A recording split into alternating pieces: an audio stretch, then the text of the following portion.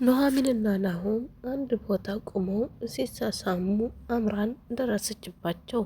አምራን ተናዳ ወደ ኋላ ተመለሰች። ናሆም አምራን እያለ እየጠራ ተከተላት። አምራንም እንዳትከተለኝ ምንህንም ላይም ልሰማ አልፈልግም፣ ከዛች ከባልጌ ከኑሐሚን ጋር ይርተሳሳም አለችው። እሱም ይቅርታ ጠይቃት። አይኔ ውስጥ ጉድፍ ገብቶብኝ እንጂ ልንሳሳም አስበን አይደለም አምራን ብሎ አስረዳት። ከዛም እሺ አለች። ኑሐሚንም ከዛ ወጣ ሄደች። ከዛ ወጣ እንደሄደች ዳግም ጋር ደውላ ዳግም ጋር ተገናኘች። ዳግም የኮምፒውተር አስተማሪዋ እንደሆነ ሊነግራት ነው። ዳግም እኔ ነኝ ማስተምርሽ ከዚህ በኋላ ኮምፒውተር አላት። ናሆም እቤት ሲሄድ ደግሞ የዳግም አባት እቤታቸው መጥቶ አገኘው። እቤታቸው መጥቶ ሲያገኘው ደግሞ የሰውዬ ማን ነው ብሎ ዝናሽ ላይ ጮህባት። ይህ ነገር ምንም እየገባኝ አይደለም እማዬ፣ ለምን መጣ? ልጁንስ እሺ የጓደኛ ልጅ ነዋሽ፣ እሱንስ አደራ ብላሽ ነው እንዲህ ጓደኛሽ ባሏን የሞተችው ብሎ ጠየቃት። በጣም አፈረች እሷም። ውድና የተከበራችሁ የሀያት ዩቲዩብ ቤተሰቦች ላይክ፣ ሸር፣ ሰብስክራይብ እያደረጋችሁ አበረታቱኝ። በጣም በሚያሳዝን ሁኔታ ናሆም ጠረጠረው የዳግምን አባት። የዳግም አባት ምንም ደስ አላለኝም እናቴ፣ አንቺ ያመጣሽው ምን አስበሽ ነው እያለ ዝናሽ ላይ ጮህባት። አሁን ላይ ዝናሽ ግራ ተጋብቷታል። የዝግ የዳግም አባት መቼ ነው ከቤት የሚወጣልኝ እያለች ጭንቀት ላይ ናት። ኤርሚያስ ከዳግም ጋር ኑሐሚን ቆማ ስታወራ ደረሰባትና መጣ። ከዛም መጥቶ ለምንድን ነው አንተ ልጅ ከህይወቴ የማወጣው ብሎ እሱ ላይ ጮህበት። ኑሐሚንም እንደምንተዋት ጎሌንታውን ይዛ ከሱ ህይወት ውጣ፣ እሱ ምንም አላደረገ፣ አንተም እንደምትፈልገው ብላ ጮኸችበት ማለት ነው። ዳግም ምንም አይደለም፣ እኔና ዳግም የሚያገናኝን ስራና ስራ ብቻ ነው። አንተ ደግሞ እኔ እንደማልፈልግ እያወቅ ከኔ ስር አትርቅም እንዴ?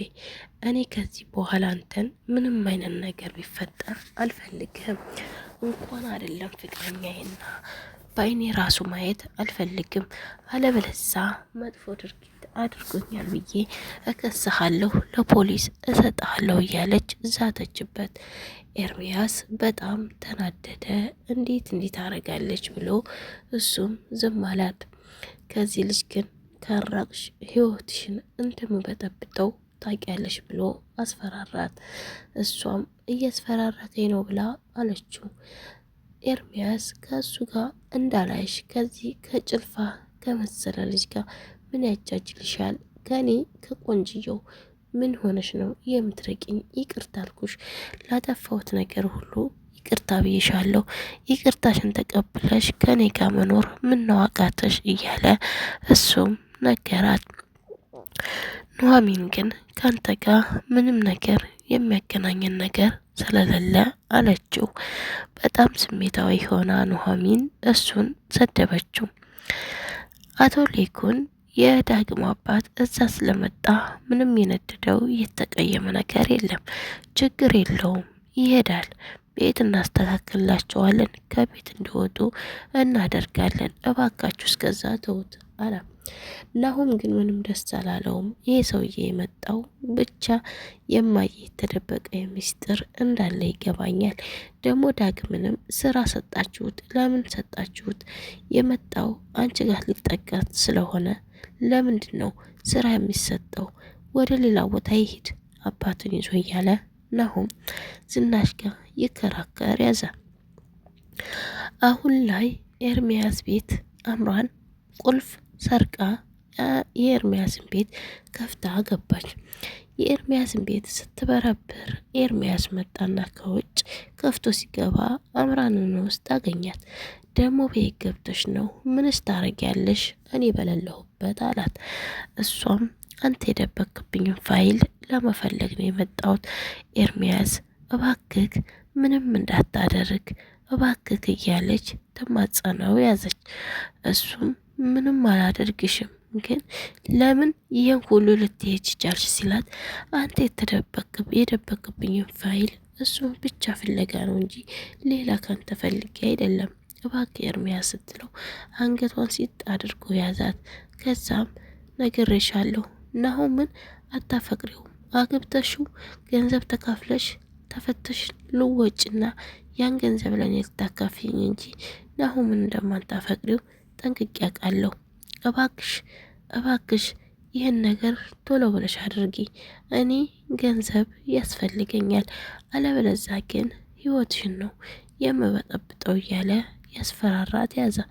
እሷም በጣም ተጨነቀች። እንዴት እንዲህ ይሆናል? ለምን ይሄን ሁሉ ጭካኔ ትሄድብኛለህ?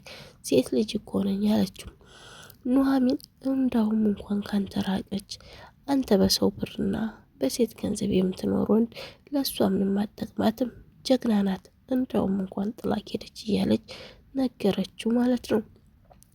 እሱም በዛ ተናዶ ወረወራት። ሲወረውራት ከታች ደማች። ነፍሰ ጡርነቷም ሐኪም ቤት ሄደው ወስዷት ሐኪም ቤት በነበሩበት ሰዓት ልጇ እንደወረደም ሐኪሙ ነገረው። እሷ ግን እንደምትድን ነገረው ማለት ነው። በጣም የአምራን ልጅ መውረድ አሁን ለናሁም ጥሩ ነገር ይመስለኛል። ይህን ቪዲዮ ከወደዳችሁት ላይክ፣ ሼር፣ ሰብስክራይብ አድርጉ።